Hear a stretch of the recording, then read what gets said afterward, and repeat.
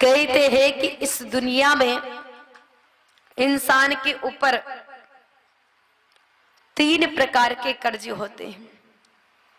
माँ का कर्ज, पिता का कर्ज, पितरों का कर्ज और गुरु का कर्ज।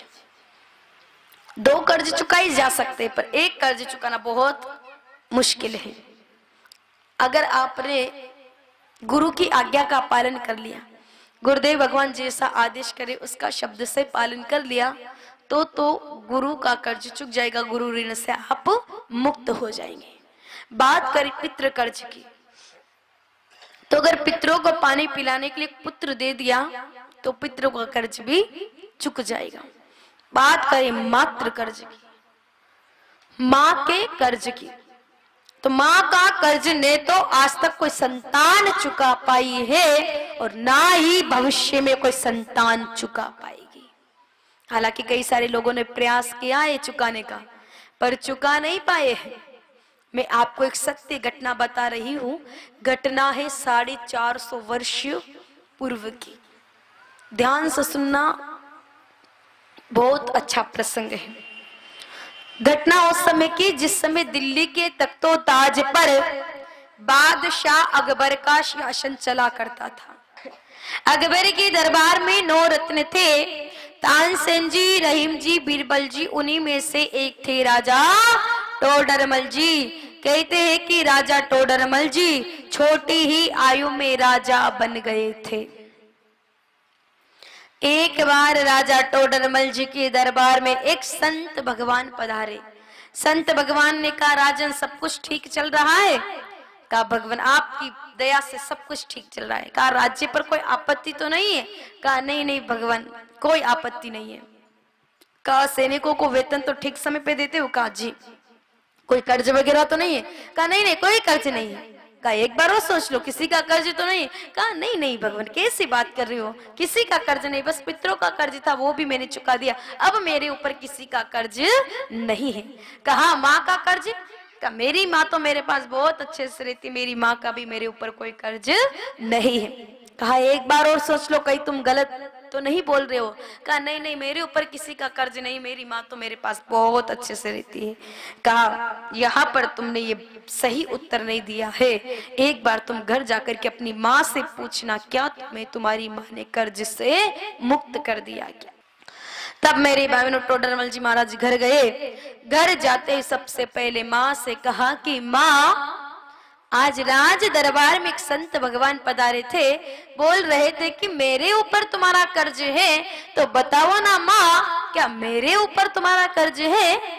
माँ ने कहा कि बेटा कैसी बात कर रहे हो, प्रत्येक बच्चे पर अपनी माँ का कर्ज तो होता ही है, तो तुम्हारे ऊपर भी मेरा कर्ज है। टोडरमल जी ने कहा कि माँ, होता होगा और बच्चों पर अपनी माँ का कर्ज, लेकिन मैं नहीं चाहता कि मेरे ऊपर तुम्हारा कर्ज रहे। माँ बताओ तुम्हें क्या चाहिए, मैं तुम्हारे कर्ज से मुक्त होना चाहता हूँ। माँ समझ गए बेटे को अहंकार हो गया है, घमंड हो गया है, और इस अहंकार को खत्म करना बहुत जरूरी है। और देखो माता पिता हमेशा बच्चे की भलाई के बारे में सोचते हैं, हमेशा यही विचार करती है। माँ ने कहा कि कैसे ना कैसे इस घमंड को खत्म करना बहुत जरूरी है। माँ ने कहा कि देखो बेटा, अगर तुम मेरा कर्ज चुकाना चाहते हो तो तुम कल से मेरे कक्ष में सोना प्रारंभ कर देना। कहा, माँ कक्ष में सोने से कर्ज चुक जाएगा? कहा, बिल्कुल चुक जाएगा। अब पत्नी थे नहीं, बच्चे थे नहीं, तो कोई समस्या थी नहीं। क्यों? क्योंकि आजकल की देवियां कहाँ जाने देती अपनी माँ, सासू माँ को अपने पति के पास, कि ढोकली कहीं सिखाने देवे। याद रखना, सिखाना तो छोड़ो, 2 बातें अच्छी बता दी तो आपका बुढ़ापा सुधार देगी।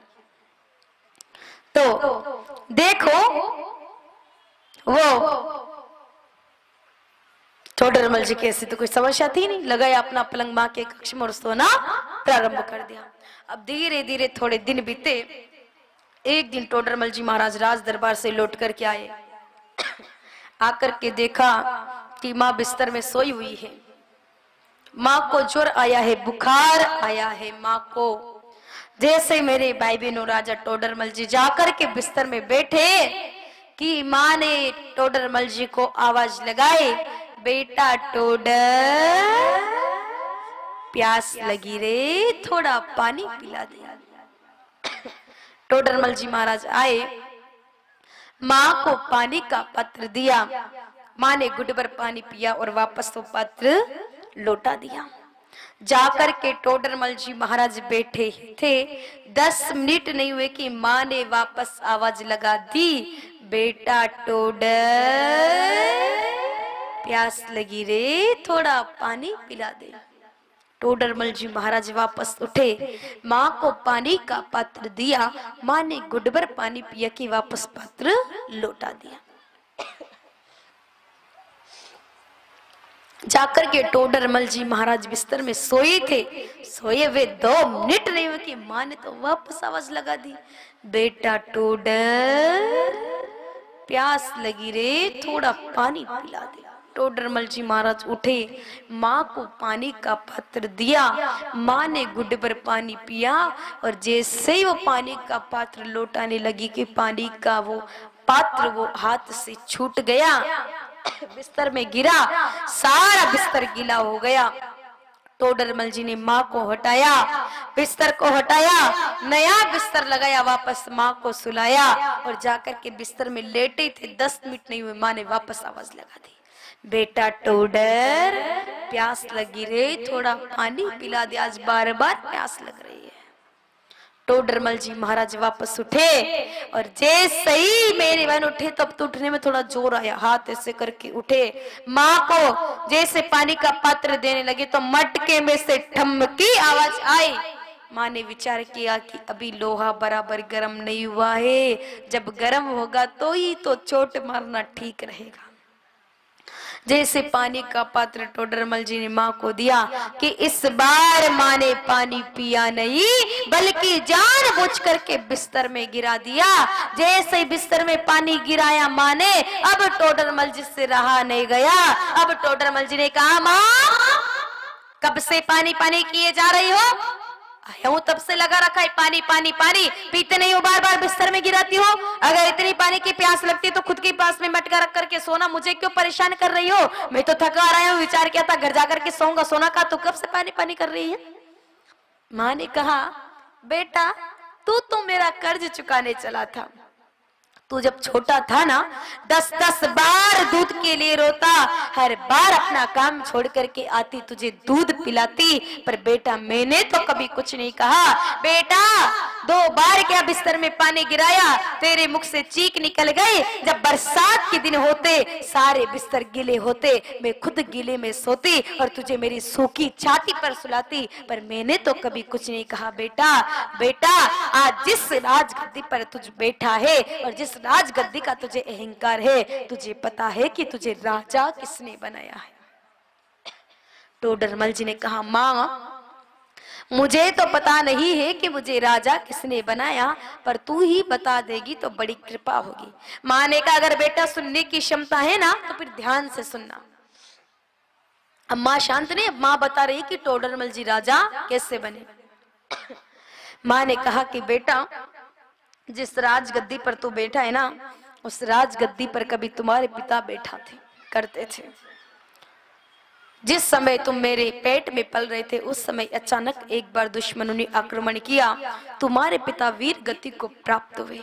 चाहती तो मैं भी तुम्हारे पिता के साथ शहीद हो जाती, लेकिन बेटा उस समय मेरे पेट में तुम पल रहे थे इसलिए मैं सती नहीं हुई। दुश्मनों को पता चल गया था कि मेरे पेट में एक संतान पल रही है, इसलिए उन्होंने मुझे मारने का प्रयास किया, लेकिन बेटा रानी होने के बाद मैंने अपना बनाया वेश दासी का, तो दासी का वेश बना करके मैं अपने महल से बाहर आ गई और जो मेरी विश्वास पात्र दासी थी उसकी कुटिया में रहने लगी। मुझे पता था कि अगर मैं बाहर निकलूंगी तो दुश्मन मुझे मार देंगे, इसलिए बेटा मैं झोपड़ी से बाहर नहीं निकलती, मैं अंदर ही रहती। लेकिन एक दिन दासी किसी काम से झोपड़ी से बाहर गई हुई थी, उस झोपड़ी में मैं अकेली थी कि एक महात्मा जी भिक्षा मांगने के लिए आए। मैं झोपड़ी से बाहर निकली, मैंने जो महात्मा जी से कहा कि भगवान देने के लिए तो मेरे पास बहुत है, लेकिन इस समय मेरे पास कुछ भी नहीं है। तब मैंने महात्मा जी से 2 प्रश्न किए, 2 बातें पूछी। पहला प्रश्न मैंने महात्मा जी से पूछा कि भगवान आप ये बताइए कि इस समय मेरे गर्भ में जो संतान पल रही है वो लड़का है कि लड़की है। महात्मा जी ने कहा कि मैया वैसे ये बात बताना तो ठीक नहीं है, लेकिन फिर भी मैं तुम्हारे भावों को देखते हुए बता रहा हूँ कि इस समय तुम्हारे पेट में जो संतान पल रही है वो एक लड़का है। फिर दूसरा प्रश्न मैंने महात्मा जी से किया कि भगवान ये लड़का बड़ा होकर के क्या बनेगा।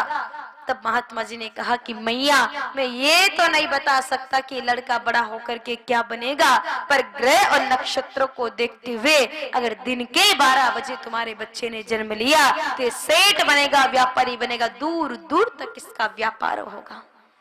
अगर रात के 12 बजे तुम्हारे बच्चे ने जन्म लिया तो ये चोर बनेगा, लुटेरा बनेगा, रोटी के एक एक टुकड़े के लिए तरसेगा।